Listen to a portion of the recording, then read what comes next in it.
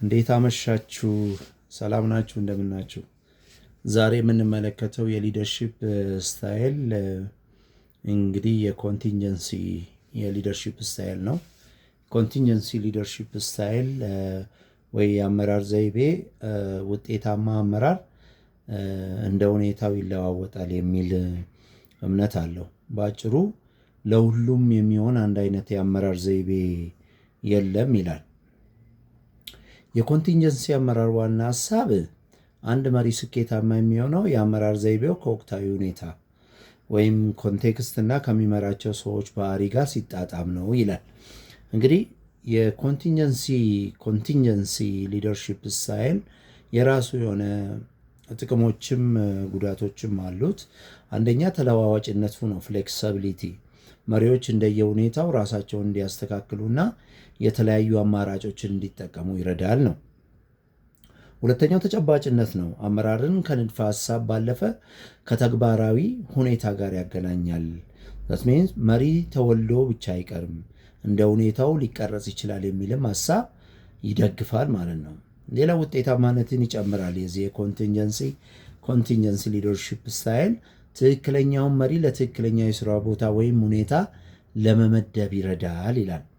ግንኙነትን ያጠናክላል። መሪው የተከታዮችን ፍላጎትና የስራውን ባህሪ እንዲረዳ ስለሚያስገድድ በቡድን መካከል ያለው መግባባት ይሻሻላል የሚል እንትን አለው። ጉለትም አለው። ሚንስ ውስብስብነት ነው አንደኛው። ሁኔታዎች በየጊዜው መገምገምና የአመራር ዘይቤው መቀያየር ለብዙዎች አድካሚና ግራ የሚያጋባ ሊሆን ይችላል። ሁለተኛው ለመተግበር በጣም ሊቸገር ይችላል። አንዳንድ ሞዴሎች ለምሳሌ የፌድለር ሞዴል የአንድ ሰው የአመራር ባህሪ አይቀየርም ብለው ስለሚያምኑ መሪውን ከመቀየር ይልቅ ሁኔታውን መቀየር ከባድ ሊሆን ይችላል። ሌላው የጊዜ እጥረት ነው። ፈጣን ውሳኔ በሚፈለግበት ወቅት ሁኔታዎችን መተንተን ጊዜ ሊያባክን ይችላል። እንግዲህ ይሄኛው ዲሜሪቱ ነው።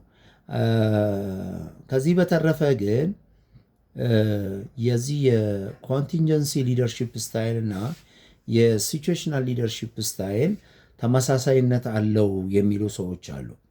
ልክ ነው፣ በጣም የሚቀራረቡ ኢሾች ናቸው። ነገር ግን ደግሞ ልዩነት አላቸው።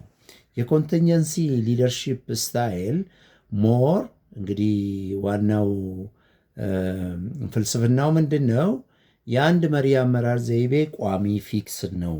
ለምሳሌ አንድ መሪ ለስራ ትኩረት የሚሰጥ ታስክ ኦሪየንትድ ከሆነ በቃ ያው ታስክ ኦሪየንትድ ነው። የሚለወጥ ወደ ፒፕል ኦሪየንትድ የሚለወጥበት ምንም ሪዝን የለውም ማለት ነው። ታስክ ኦሪየንትድ ነው።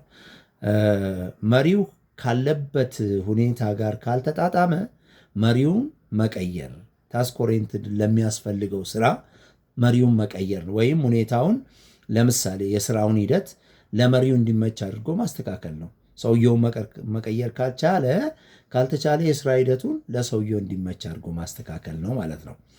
እንግዲህ ይሄኛው የኮንቲንጀንሲ ሊደርሺፕ ስታይል ነው። የሲቹዌሽናል ሊደርሺፕ ስታይል ግን ከዚህ የሚለየው ፍልስፍናው ምንድነው? ውጤታማ መሪ እንደ ተከታዮቹ የብስለትና የችሎታ ደረጃ የአመራር ዘይቤውን መቀያየር ነው። ዛት ሚንስ እንደ ባለሙያው ነው። ይሄኛው እንደ ተከታዩ ነው። መፍትሄው ምንድን ነው? ተከታዮቹ አዲስ ከሆኑ መሪው ትዕዛዝ ሰጪ ይሆናል። ዛት ሚንስ አዳዲስ ከሆኑ፣ አዲስ ገቢ ከሆኑ፣ መመሪያን የማያውቁ ከሆኑ፣ ለቦታው አዲስ የሚሆኑ ከሆነ ዳይሬክቲንግ ኦር ቴሊንግ የምንለውን አይነት ሲስተም ይጠቀማል ማለት ነው። ተከታዮቹ ጎበዝ ሲሆኑ ደግሞ ስልጣንን መስጠት ዛት ሚንስ ዴሊጌቲንግ የሚለውን ሲስተም ይጠቀማል ማለት ነው። ዲፔንዲንግ ኦን ዘ ማቹሪቲ ኦፍ ፎሎወርስ ማለት ነው። ስለዚህ የሁለቱ ልዩነት ምንድን ነው? ያኛው ፊክስድ ነው፣ ይሄኛው ግን ፍሌክሰብል ነው። በየፎሎወርሱ ጸባይ፣ ካራክተር ላይ ዲፔንድ ሆኖ የሚቀያየር ነው ማለት ነው። ስለዚህ ያየነው ዛሬ የኮንቲንጀንሲ ሊደርሺፕ ስታይልን ነው።